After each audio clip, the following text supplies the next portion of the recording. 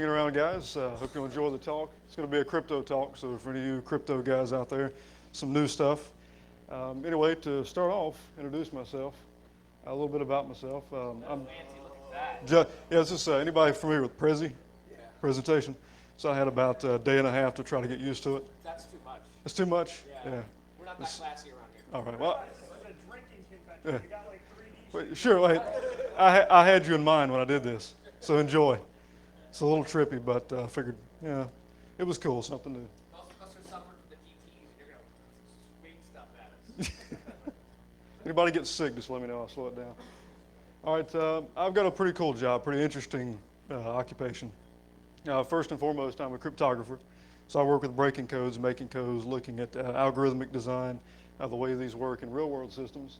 But I'm also just recently what they call an InfoSec media advocate at a media firm in Asheville. Literally just drove in from Asheville about 30 minutes ago. So what we work on there is basically acting as a buffer between the media and the security research industry. You read a lot of top 10 lists in big media, very general stuff, but a lot of the cool stuff that you hear about it, like Black Hat and DEF CON, some of that stuff's really neat, it just doesn't make it out there in the public. So we look for that kind of thing and try to represent that research, as truthfully as we possibly can and get it out there. It's stuff that people need to know, but they wouldn't necessarily know because of the gap between the general consumer and the researcher. Just to give you a little idea of what I've done over the past 5 years. Back in 2006 and 2007, I was contracted by Microsoft to look at BitLocker. And I carried on a pretty intimate conversation with Niles Ferguson, who co-designed Two Fish with Bruce Schneier. He was one of the co-designers of BitLocker. And what we wanted to do is sit down and look at, how well this captures cryptographic goals in the real world. Are there side channel attacks, which there did turn out to be with, cold boot attacks and RAM that weren't necessarily relevant to cryptography. But we also looked at the cryptographic implementation. And, at that time, had to give some props to Microsoft for going out and hiring a bunch of really good cryptographers because that's what they needed. Because they don't have the best track record, as everybody knows, with security. So I wrote a piece about BitLocker, and I figured I would call in somebody that knew a little bit about cryptographic software. And I know everybody's familiar with Phil Zimmerman, PGP. So who's been to a key signing party? Once in their life, okay? All right. Ever revoked a key, ever signed a key you probably shouldn't have? Gotcha. No? All right. So at least everybody's familiar with him. He's probably the champion of champions on privacy. So I'll post some links, after the talk to the paper. That way you can kind of get an idea of what's in his head. And he's been through quite a bit with FBI and the crypto wars and the export, regulations and all that sort.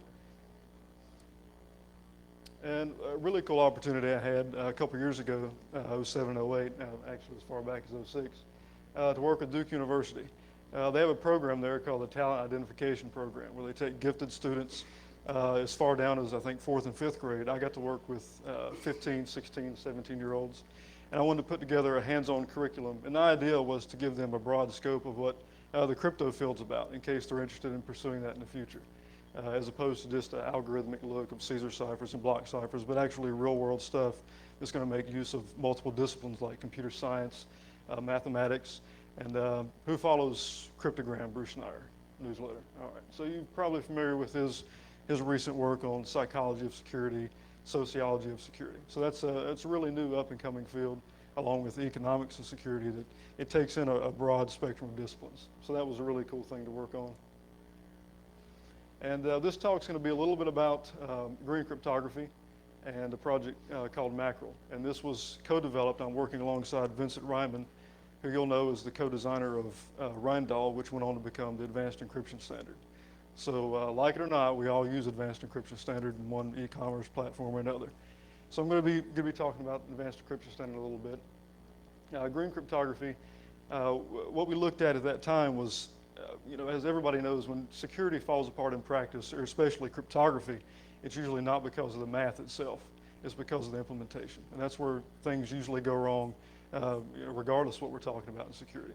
So what I wanted to examine at this time was, where were things going wrong? Why were developers implementing poor cryptography? And what we found is that with the abundance of block ciphers, stream ciphers, hash functions today, you'd have like 12 or 13 block ciphers, everything under the sun really. And what happens when you put that all together, it complicates code.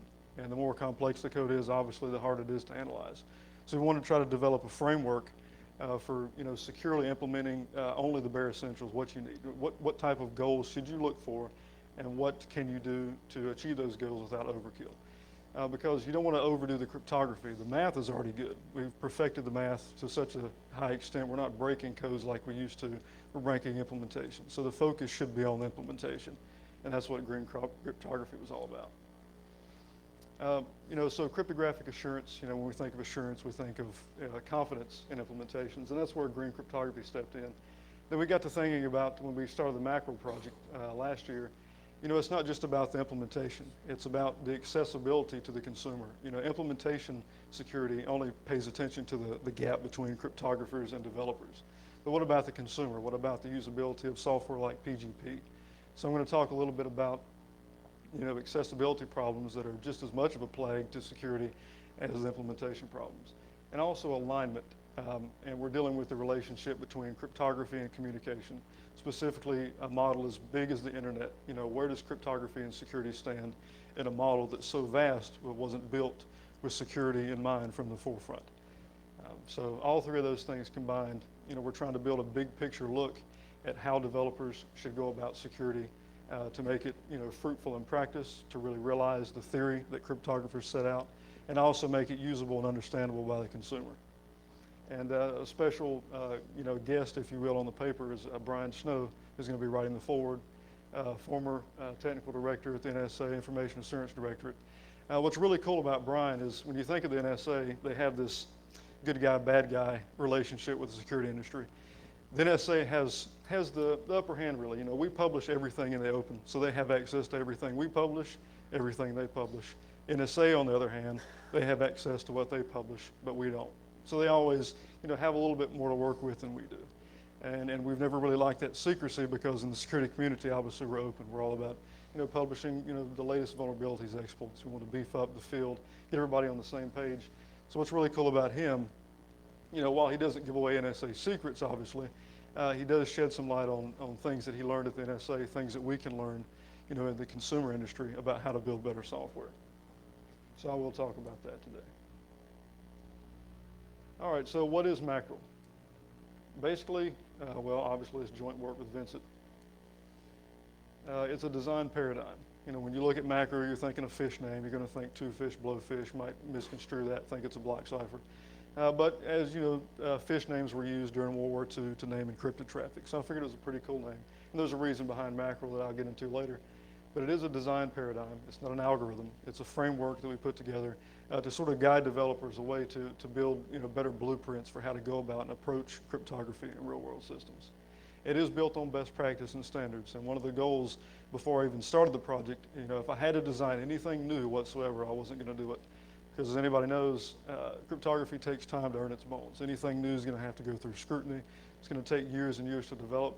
And I felt that we already had everything we needed in place. We just had to find a better way to package it and get it out there to the folks that need it.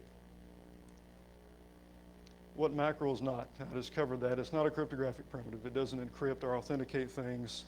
It's not algorithmic by any means. It's just a framework for using all of these things properly and securely.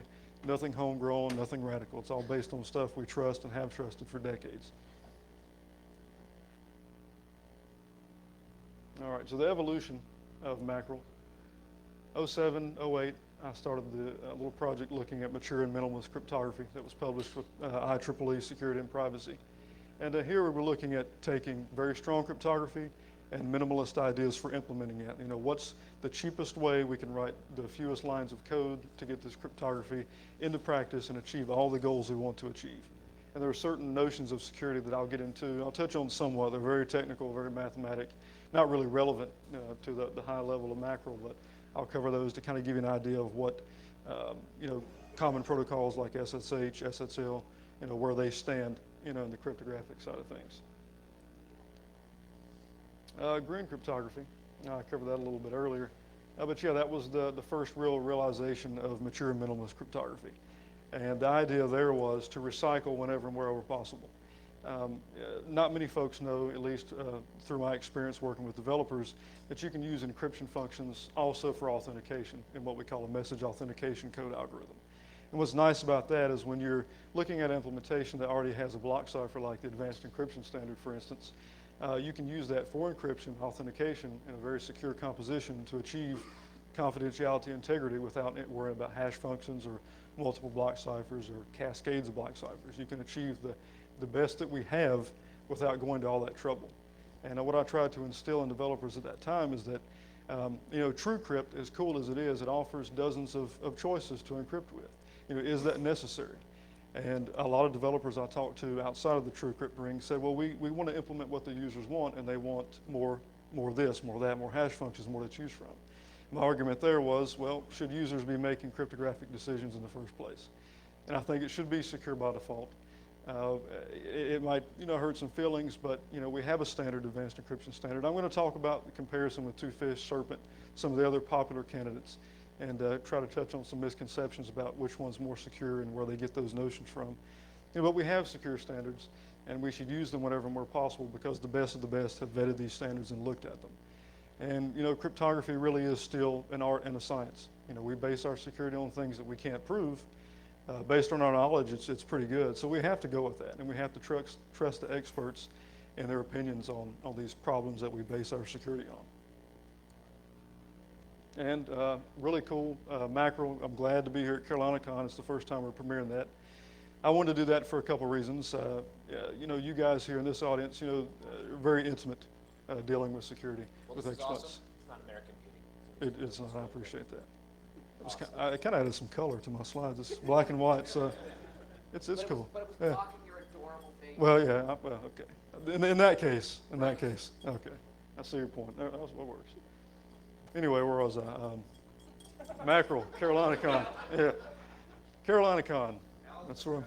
That was distracting. Where was I before I panicked? Anyway, all right.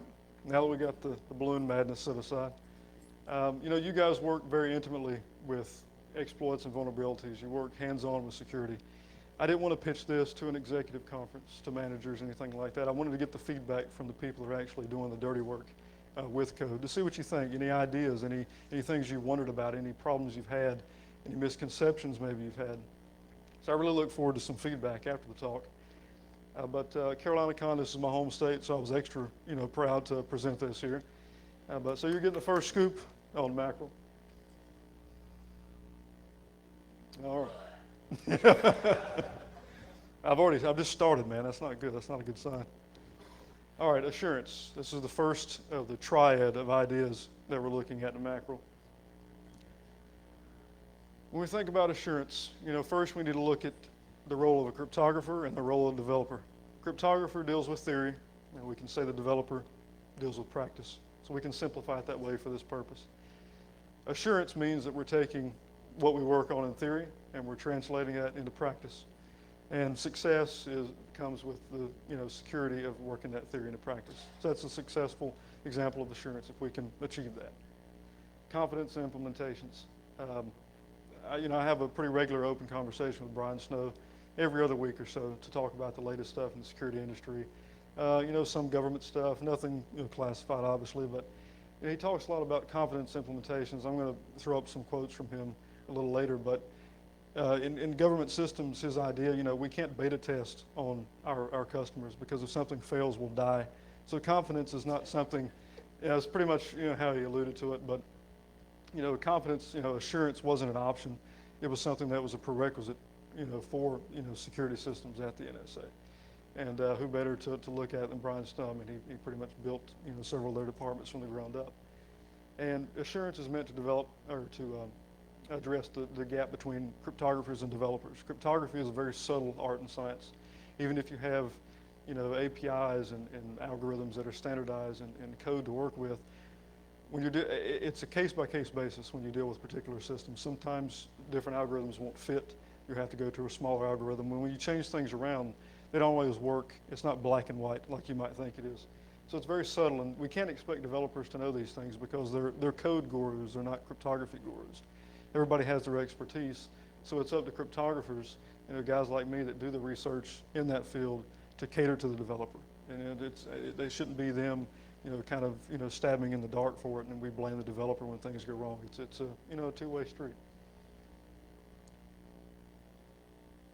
All right, so yeah, everybody knows there's a lack of assurance in security. Unfortunately, when you think about other types of software where we test for functionality and things that work properly, if this then that, we can't beta test for security.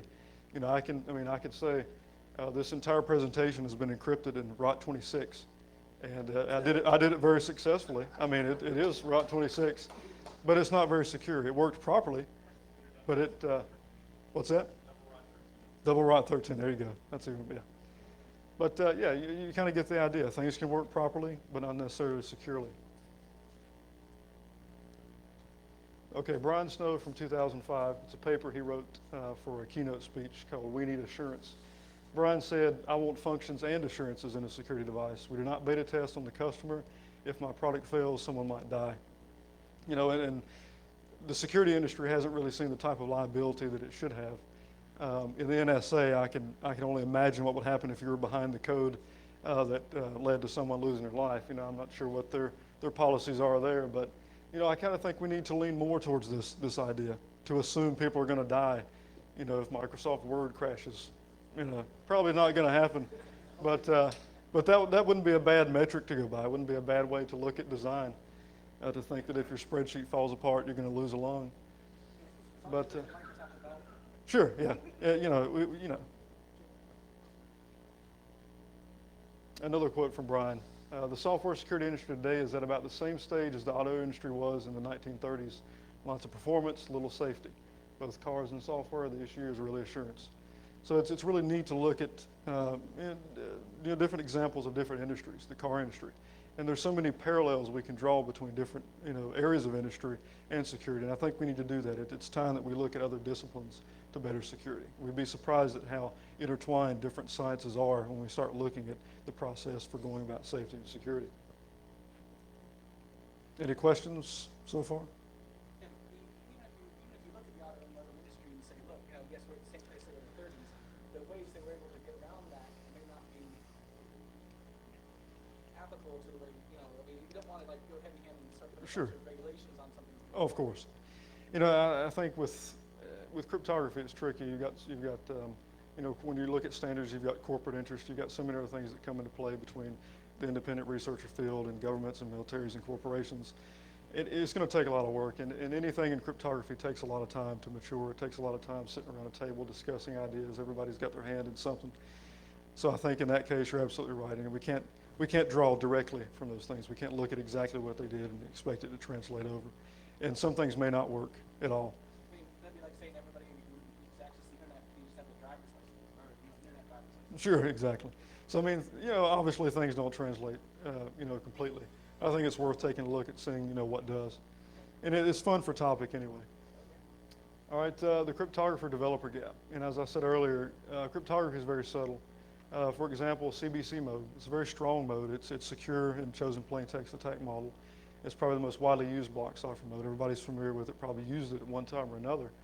And they may think in a real world system, if they encrypt something with CBC, that you're going to get confidentiality. And it's not always the case, especially when you're dealing with network traffic. Steve Bellevin, big time security guru, really a champion in the field. He demonstrated, early 90s, mid 90s attacks on InfoSec, where adversaries were able to read encrypted traffic by exploiting the issue that authentication wasn't applied properly. So I'm going to talk a little bit more about encryption authentication. Authentication is that forgotten about element that's probably even more important in some cases than encryption, because encryption can fall apart completely without it. So things like that we can expect developers to know, because it's very cryptographic. It goes to deep level math, computer science about the way you forge messages, the way you decrypt messages. So this is the kind of thing we need to get out to developers. Quote from that same paper: "It's quite clear that encryption without integrity checking is all but useless. We strongly urge all systems to use the two options." Really strong quote from '96. Lived in Brazil for about a year, and while I was there, I did a project, mostly American and Canadian companies, developers of cryptographic software. And what I did is I looked at small independent companies where you could tell it was a one-man show. This guy developed games, he developed calendars, and he just happened to like cryptography, so he threw together a little cryptography app and charged $9.95 for it. Then I went to the mid-level guys who actually had a nice website. They had a suite of cryptographic products. They used standards, lots of buzzwords. And then I went to the big guys like PGP. And I asked them questions about encryption authentication. I said, this isn't mentioned on your site. You don't mention anything about authentication, but you claim, to achieve integrity. I would say a good 95% of the response I got back was that no, we either do not know what a MAC algorithm is for message authentication. There hasn't been a demand for it. We think our implementation of encryption only is serving that purpose. There were lots of different answers, and some didn't respond at all.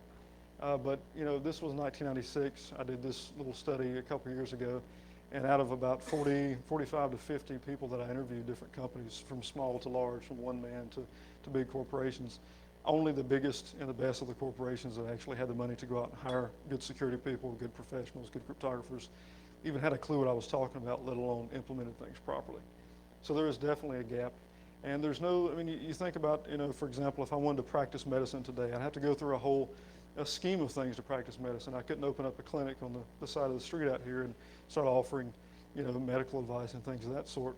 But in cryptography online, anybody that has a piece of code can develop software, can sell it. They can use all the buzzwords. And why not use it when it's using military-grade cryptography and 1 million bit keys? And, the NSA cried when we released this, buzzwords like that. Why not use it? And then that further looks at the developer to consumer gap, which is even, equally important, if not more. All right, touch on green cryptography, which is, it's an extension of the assurance. Green cryptography aims to simplify the implementation process for developers and simplify analysis for the implementation itself. The idea here is obvious. We want to make things as easy as possible for the developer to understand, to interface with the code, to understand what cryptography they need and how to go about it. No hidden things along the way. And because the implementation is where things usually go wrong, we wanted to simplify the analysis and implementation as much as possible. Cryptography, it's great stuff, but if the implementation is faulty, you can get around the cryptography. So that's really where the focus should be. People tend to become paranoid about cryptography. They worry about NSA, Big Brother, capabilities like that, when, examples like, different sorts of implementations are falling apart every other day, not because of Big Brother, but because of simple exploits that you can automate and do in, a matter of seconds. So green cryptography, first, recycle whenever and wherever possible. We looked at encryption, authentication. When you think of integrity checking, you might think of a hash function. And hash functions are good. There's no problem using it if you use a standard. But we wanted to try to take a step further. Can we get by with one primitive? So we looked at the advanced encryption standard.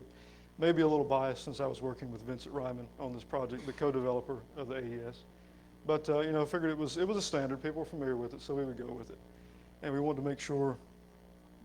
You taking that too? Oh yeah, just for a second. Okay. Leave me. Just till it's empty. Okay, leave me a cup at least. I want to. Pass. No. I'm cool. Yeah. All right, so recycle.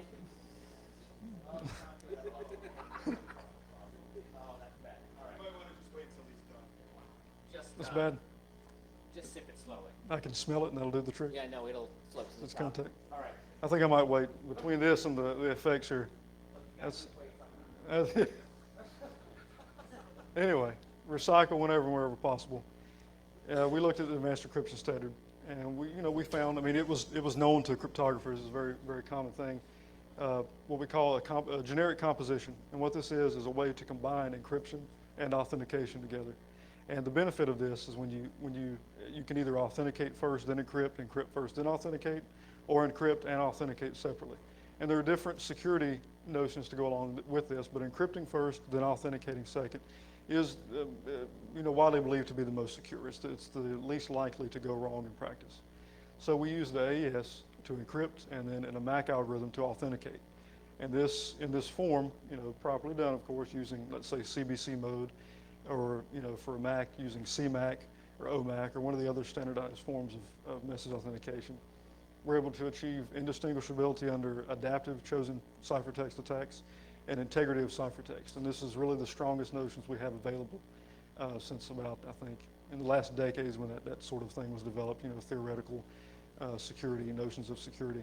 And it's based on different models. Not everybody agrees with it, but we think it's a good starting point. It's a good way to look at what would happen if we throw a barrage of attacks. It's sort of a baseline metric in real-world security. If we think about chosen ciphertext attacks where the attacker can choose the ciphertext, can plant the ciphertext, have us decrypt ciphertext of his choosing, and obviously do the same thing with plain text. So they're baseline models. So we went with the strongest, which is all-encompassing. Mature cryptography, using only standards, only strong cryptography, minimalist implementation. Had a few maxims to go along with it, like do a lot with a little, less is more. Little self-coaching things to keep us on track, to make sure things were as clean and neat as possible. And obviously the goal is to maximize security, minimize complexity. One thing we see in cryptographic software, I'm going to pick on TrueCrypt a little bit, even though it's probably secure, a lot of people use it. It's probably seen a following that no other software has since PGP, but they use a lot. They use dozens of block ciphers, several hash function options. They offer the ability to cascade, to really pile on the cryptography. And as I alluded to earlier, the problem with this is that it really addresses, a non-problem, and that's beefing up cryptography. We don't need to beef up cryptography. It's very good. It's very secure. We need to worry about the implementation. And the more stuff you stick into an implementation, the more complex it becomes. So that's really something we've tried to pound into developers, is that, the more cryptography, not the better. The fewer things you have in the implementation, that's where your real world security is going to come into practice. Going back to that composition, when you encrypt, and this is something that Steve Bellowman said as well, when you encrypt, you should authenticate too. That's a rule. There's really no case. When dealing with disk encryption, when you're limited on space, the idea of putting a MAC tag or an extra little chunk of text on the end of ciphertext, that expands it, and sometimes expansion is not really favored upon when you're dealing with disk encryption. But there are certain ways to go about that, different modes of operation that address what we call granularity. And granularity, when you're thinking about an attacker being able to manipulate bits on a drive, 128 bits seems like a lot, but it's a rather small space. When you're dealing with segments of 128-bit blocks along the way, he may be able to, twiddle a few bits here and there without damaging, an entire sector or an entire disk. So they looked at, cryptographers looked at different ways to increase this block length using traditional block ciphers. So they found ways to use 128-bit block ciphers like the advanced encryption standard and expand that to work over, maybe, several thousand bits worth of block space.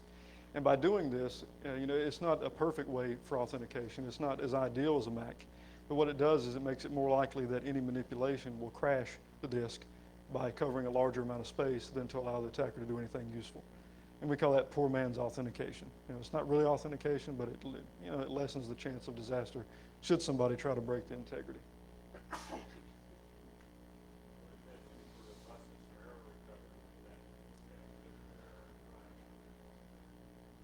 Some of these are somewhat able to recover, from small amounts of manipulation. With the ones that cover larger block sectors, the idea there is it's sort of twofold. You kind of risk, losing stuff on a disk, at the expense of added security. And that's one thing that BitLocker did. I have to look into more about, what they did to avoid that. They had some other bells and whistles they put in with BitLocker as far as, trusted platform and all that, things to make it, a little more friendly. But, BitLocker did that with AES and CBC mode. They expanded it over a larger block, and they were pretty successful with it. Despite the cold boot attacks, cryptographically, it was about as good as it was going to get, without affecting performance too much. So I'll touch on that a little bit later. All right, for those who like algorithms, this type of overview, encrypt and authenticate. This is a generic composition. You have first algorithm K for your key generation. You want to split those keys, generate one key source, split the keys, the first half for encryption, second half for authentication. It's a pseudo-random string, so there's probably not a lot of correlation between the bits. The encryption algorithm, pretty simple, plain and simple. Using the encryption key, you encrypt the plain text. Then with the other key, the shared authentication key, you compute a MAC tag on that ciphertext. You send this along. What happens here is, if Alice sending it to Bob, she computes a MAC tag on the ciphertext.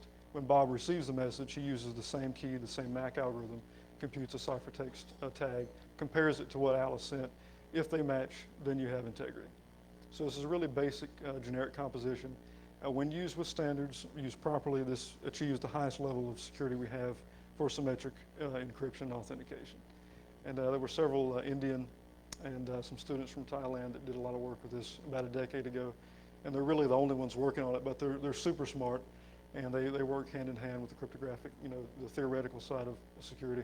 So it really is a trusted generic composition. Since it deals with things like provable security, that's really one of those words in cryptography. It's a misnomer. We really can't prove security the way many people might think 100% of the time, but we can prove that if we can break A, then we can also break B.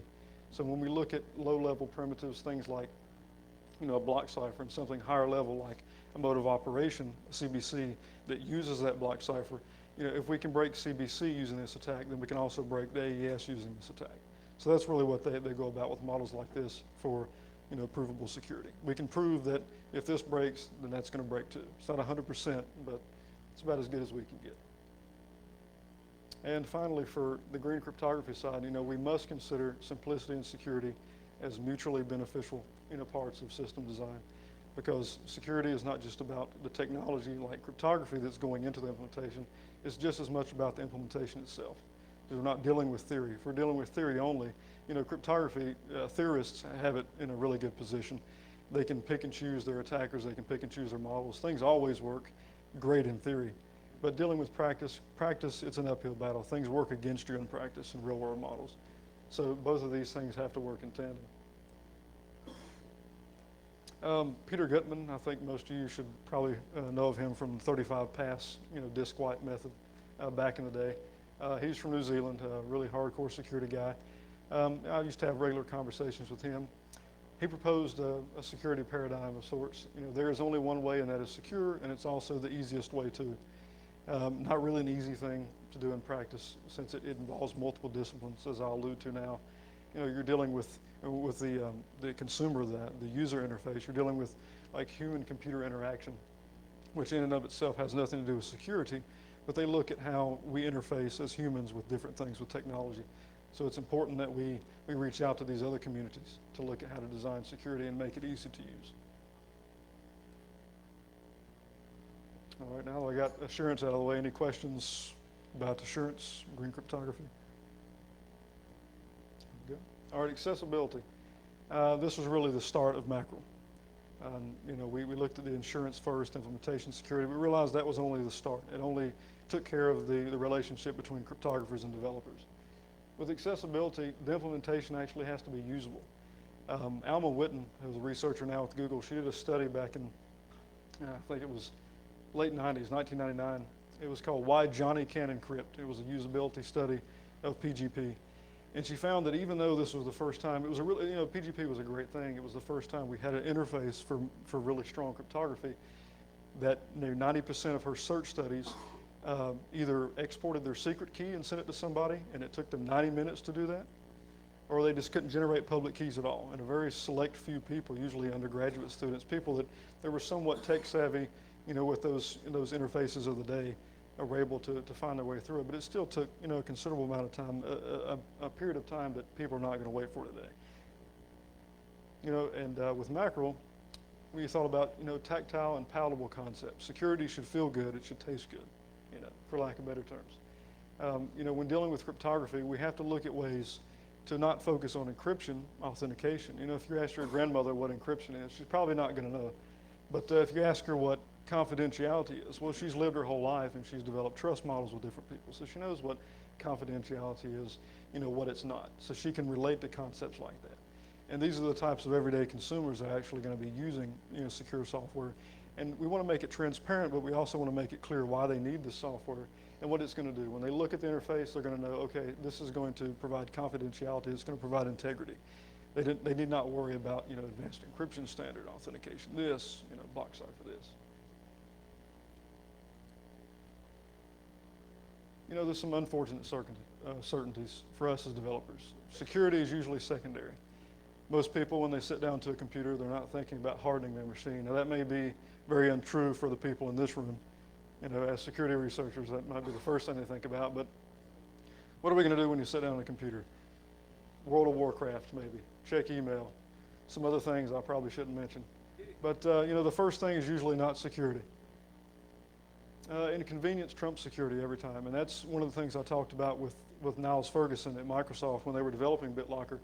He said, we could have gone, above and beyond with the cryptography. We could have made things as ideal as possible, but it was going to slow down the process. And with an interface as ubiquitous as Windows, and given the users that use Windows on a regular basis, they don't really give a lot of time, when they're working with different applications. So he said it's going to slow things down to such a point that users are just going to forget about the cryptography. They're not going to worry about disk encryption because of the lag. It's going to slow down, disk time, reading and writing and things of that sort.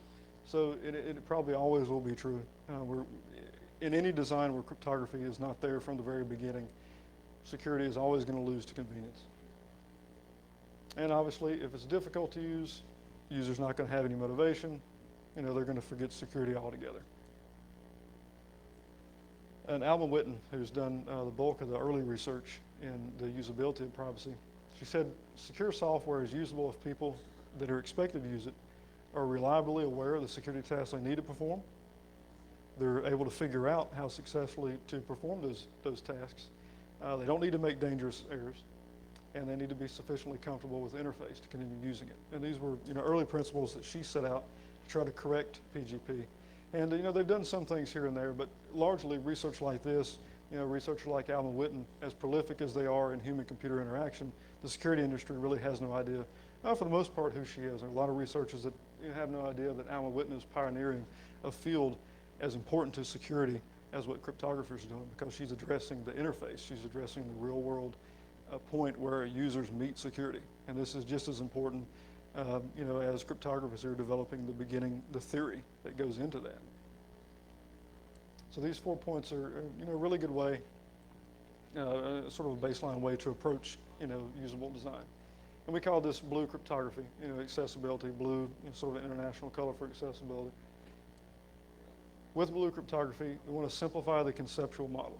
When we think in technical terms, we think of encryption, authentication.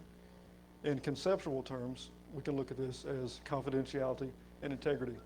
And this is a really crucial way for myself as a cryptographer to interact with someone in human-computer interaction, because they're dealing with concepts, they're dealing with tangible, palatable things that are going to make the user understand what's going on in the software. From my perspective, I'm worried about the security of an algorithm. The interface, that's an entirely different beast. So we need to come together. And I think this is where we meet, is taking, technical concepts or technical aspects of a design and turning that into something conceptual. And obviously, the more general the concept, it's more accessible to the everyday user. Folks like you and I have no problem with encryption authentication, but the more general we can make it, the more likely it is to be used, by consumers in practice. First things first, transparency. Users should be able to use the system transparently. As much as you can do behind the scenes. With PGP, you're actively encrypting email, and you have to generate the keys. There are still some things we can automate and we can do behind the scenes, rather than expect them to not go into a fit when I ask them to peck on their keyboard and move the mouse around to generate randomness, because then they're freaking out. It's like, it's not a very natural thing to ask a user to do, to shake their mouse and bang on their keyboard. They already don't like the software at that point anyway. So transparency is key. And again, like how they already use their PC to be validated. What's that? They don't like how they already use their PC to be validated. Oh, sure. Yeah. It's so fun. Yeah, well, for some, and until the blood comes, and then it's a whole different thing. I don't feel, and a lot of researchers don't feel, that users should be given crypto decisions to make.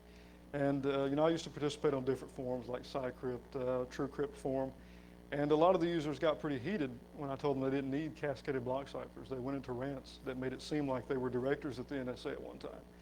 I mean, you could literally see the tinfoil hats coming out. I mean, it was hardcore, and they were already going to their bunker before I finished my conversation.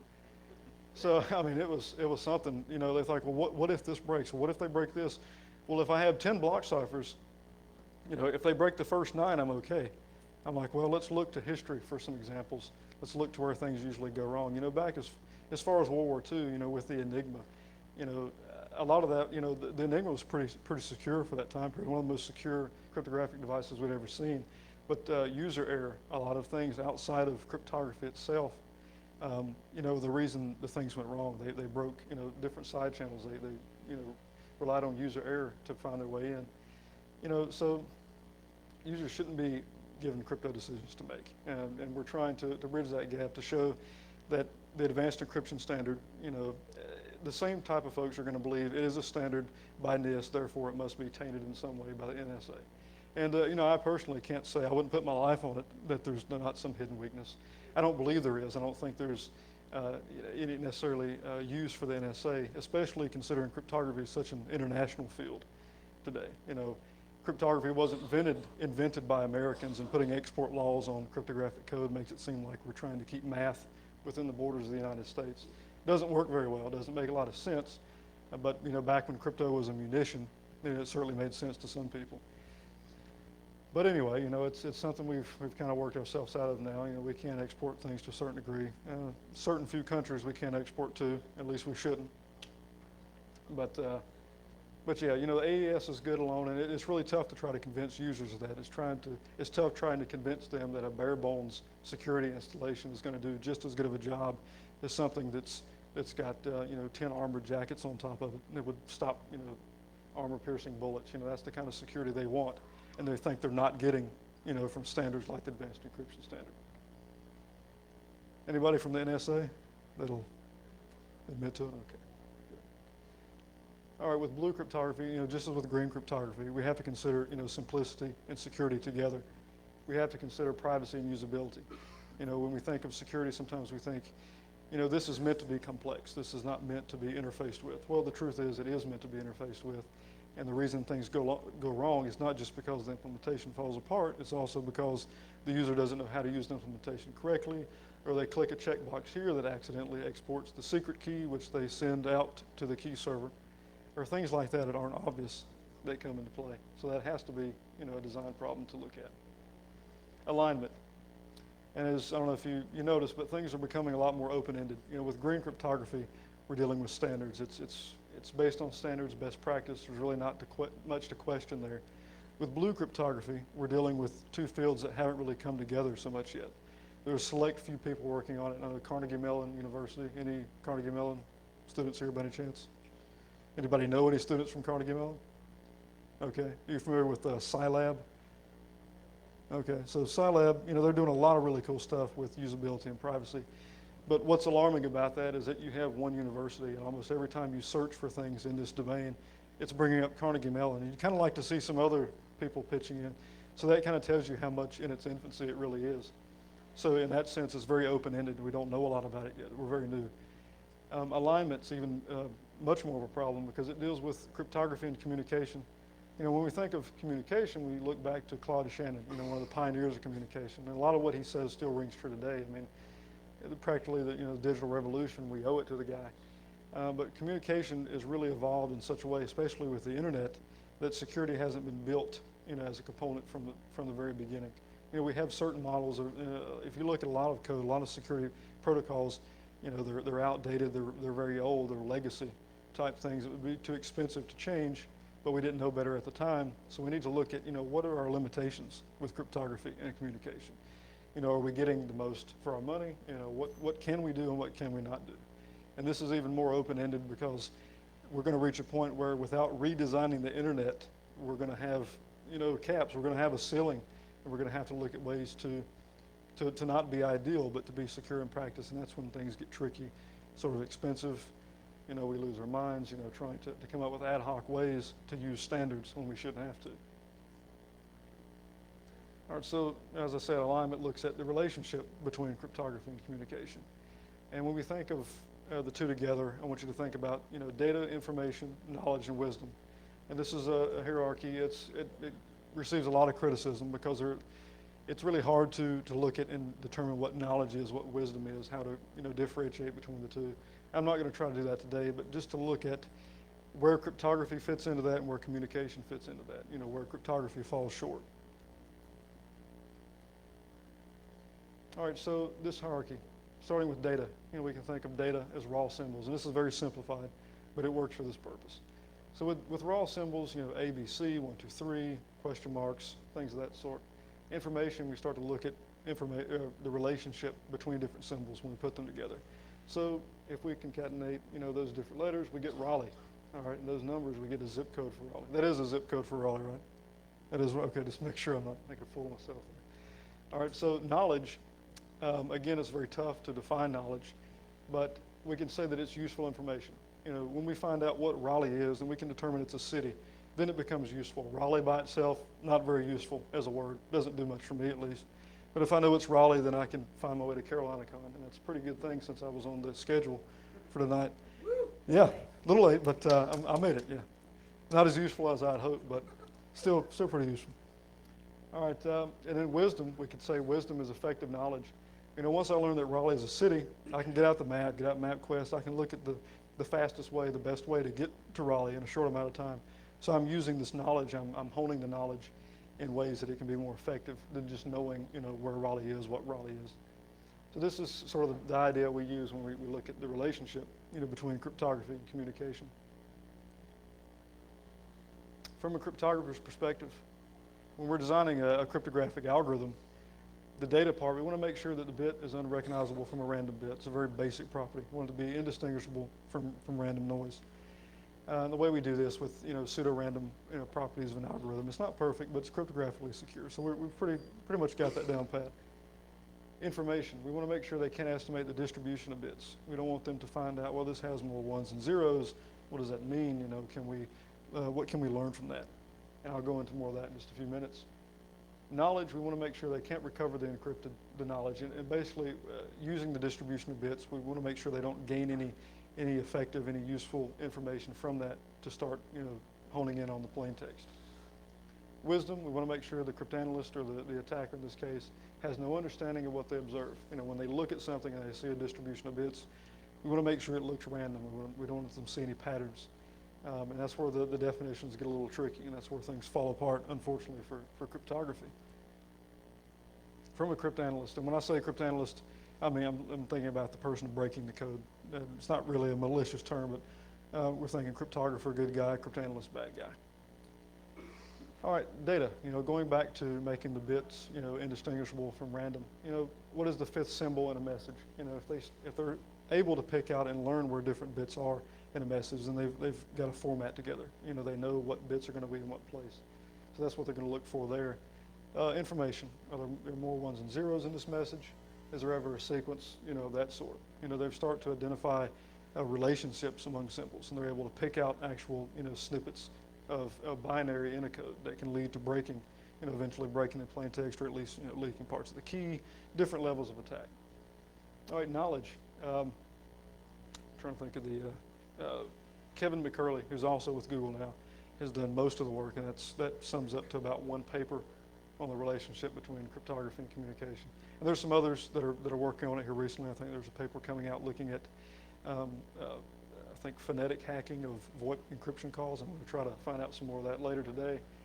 But with knowledge, if you look at information and you're picking out, snippets of code, different languages have different types of distributions. Different languages they use one letter more than the other, and it differentiates between, English to French to German. So if you can find out what language is being spoken, like Portuguese, German, English, what have you, then you're onto something there. And a lot of times you can do this by looking at the distribution of lots of code. You can look at, how these compare between different languages, and you can, work your way towards an attack from there. Wisdom, did Alice just ask Bob a question or give a command? When we're looking at encrypted traffic, when we think about context, if I, ask a question, it may not always be apparent, what that question is about. So context is really important in the wisdom side of things. If we can learn the context, we can make use of the data at hand. And that's also where things get really tricky for cryptography. Cryptography just doesn't work well at the knowledge and wisdom level. Because information leaks, because we have context and residue, things like metadata, we can't really apply mathematical algorithms to that the way we do with data. We can encrypt metadata, but we can't always prevent an adversary from learning context about, who developed that software. Can we learn more about the company behind the software? What bad track record do they have? What types of exploits do they leave open that we can automatically look for? This is not something for cryptography to handle, unfortunately. But it is something that is important to communication. Some quotes from Kevin Mackerel in that paper. His take is that all current models of security fail to incorporate good models of communication. We need better models of communication in order to advance cryptology, and we need better definitions of knowledge and wisdom in order to advance cryptology. And now you're looking at fields, domains like philosophy, when you're looking at things like knowledge and wisdom. Cryptographers and developers and, code monkeys don't sit around and ponder the difference between knowledge and wisdom, maybe after a few cups of that. But in general, we don't worry about it. It's really a, I don't know, very open-ended type of discussion. But that's important. We need to know, Mackerel's words, we need to know what knowledge and wisdom are in this relationship in order to advance the field. Otherwise, the cryptography gets stronger, but we're not fixing those contextual and residual holes where we're learning about, who's behind the code, patterns, things we can look for to that aren't related to cryptography, but we can use as side channels to find our way in. And in the paper, communication fragmented, and that's what I mean by context and residue. Well, 5 minutes. Go look at it. Realize I was talking that long. Less than 5 minutes. Less than 5 minutes. Wow. Okay. All right. I'll hurry up. All right. I'm going to speed through these even more. But human language broken into syllables and words, written communication broken into paragraphs, chapters, what have you, movies broken into frames, internet communication, packet switch. So everything we do as far as communication is really segmented. It's fragmented. And if I have some data here, it may not mean much, but if I can figure out the context of earlier conversations that may not be protected or things I've hacked earlier, or when we have a data process, sometimes that generates residue somewhere in a temporary file, things of that sort. If I can get my hands on that, what come after that, what come before it, I can learn stuff and leak information about the data at focus. And the idea there is we shouldn't just consider the focal data. The stuff we want to encrypt, that's not enough. We should consider the contextual fragments, like the metadata that gives it meaning, and we should consider the residue. Residue can be anything like a temporary file. When you generate, I don't know, who works with LaTeX typesetting software? LaTeX, okay. Anyway. You have to say it like you're going to throw up. LaTeX? Okay. I had a very French professor. LaTeX, okay. I hate it. Okay. Latex, is that better? I do anything? See, let's take it upon us. You're welcome. Latex. Yeah. And now the PTSD is yours. Anyway, with LaTeX, when you typeset a document, it's going to generate some other residual files with some other types of information in it. And lots of applications do this. And this stuff's not always protected, usually not. So we can learn information about the process given this residual data. And we have to consider that, and that's not really easy given the lack of attention that's given to cryptography and communication. We just don't really have a good idea how to go about it. And what we're finding is that the limitations of what we can do are far less what we really hope they are. Yoshi Kono, he co-wrote Cryptographic Engineering with Niles Ferguson and Bruce Schneier. He's with the University of Washington, really well-known cryptographic researcher. He was able to break WinZip because it didn't encrypt file names, it didn't encrypt metadata. Now, WinZip used to encrypt and authenticate composition that we use in Mackerel, very secure. In fact, it was the most secure way you could do encryption authentication, possibly using what we have today, and that's what WinZip used. So they at least understood that part. They just didn't understand that apparently that information can be leaked from metadata, or that I can look at a file name and automatically know exactly what type of information is in that file, even if I can't read it. So that's why that's important to really look at. Just as humans, we have peripheral vision. I'm focused here, but I can still see out here. That's a human trait that's very important. We can see a lot of bad things coming thanks to peripheral vision. So I think with security, it pays designers to use that same type of peripheral vision when they're looking at data. Also consider, what's in and around data. All right, obviously the alignment should be considered. And kind of close out here. Let's see. How much time do I have for questions? 2 minutes. 2 minutes for questions? Okay, my apologies. All right, and what we found that was really beautiful about Mackerel, we were doing something new. We were packaging well-known stuff in a way that was new, a way that was more accessible. But looking back at the Shannon Weaver model of communication, they laid out 3 things: technical, semantic, effectiveness. How to accurately communicate a message, technical problem. That aligned perfectly with assurance. How to accurately does our language convey the meaning we want and we intend? That's semantic. That deals with accessibility. In alignment, obviously, how effective is that communication? So, what we're finding is things are so intertwined. It goes, back 50, 60 years to basic principles that we've already known We just haven't learned how to put them together. And I think that was really the most crucial part of this whole project, is to see that we were on the right track. Our fundamentals were what they have been all along. We just didn't realize, that we needed to change the way we allow accessibility for it. All right, so got a couple minutes. This is a sort of like a family tree. I don't know if you can actually read the text on it, but of things that are recycled from the advanced encryption standard. And you might be able to see like whirlpool hash function, two fish, things like that.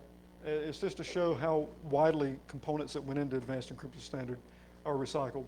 And what's really important about that is to show that for the naysayers of the AES, a lot of the other prime cryptographic primitives use a lot of the same techniques. So it's nothing foreign, it's nothing that we should necessarily be worried about, because it's based on decades of secure components. And I'll have these available to download later so you can go through them. This is the same type of thing for the SHA-3 hash function candidates. The AES Xbox, the actual AES round. And so you got a huge chunk of the hash function candidates are pulling directly from the advanced encryption standard.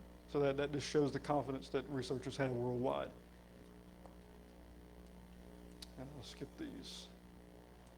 All right, okay. Any questions for the 1 minute?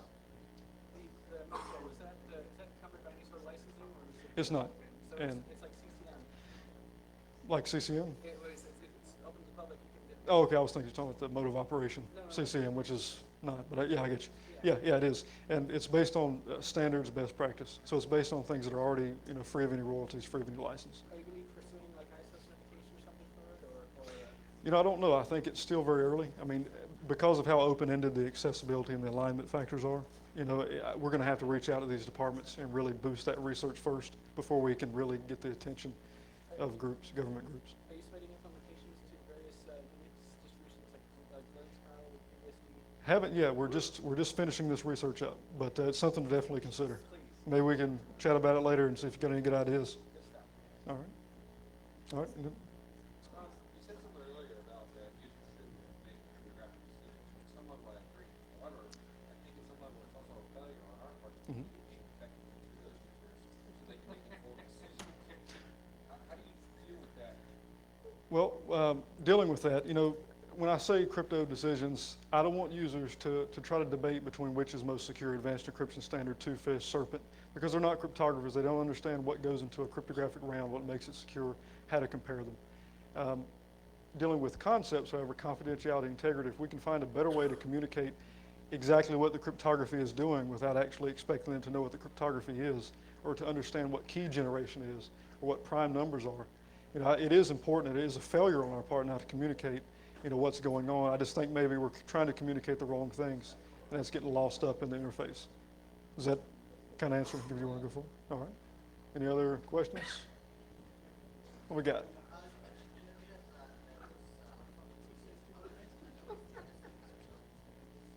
Right.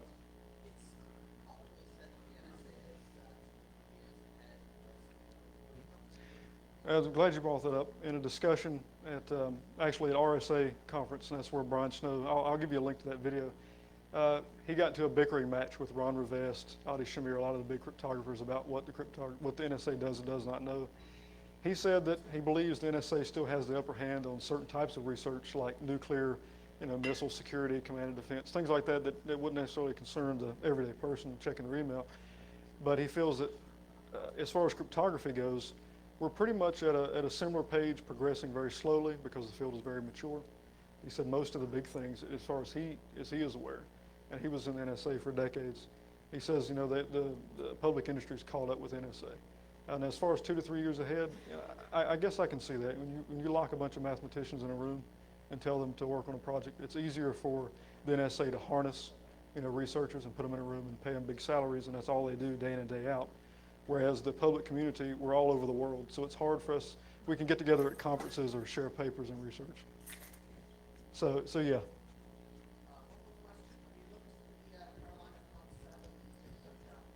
Just now I did. Okay. I have not. That's It's a little racist. it's, I'm gonna. What's that? It is not a Confederate flag. So I'm gonna give Okay. Sure. I have Okay. given Gmark an unnecessary amount of shit for this badge. So, Yes. thank you for being a good sport.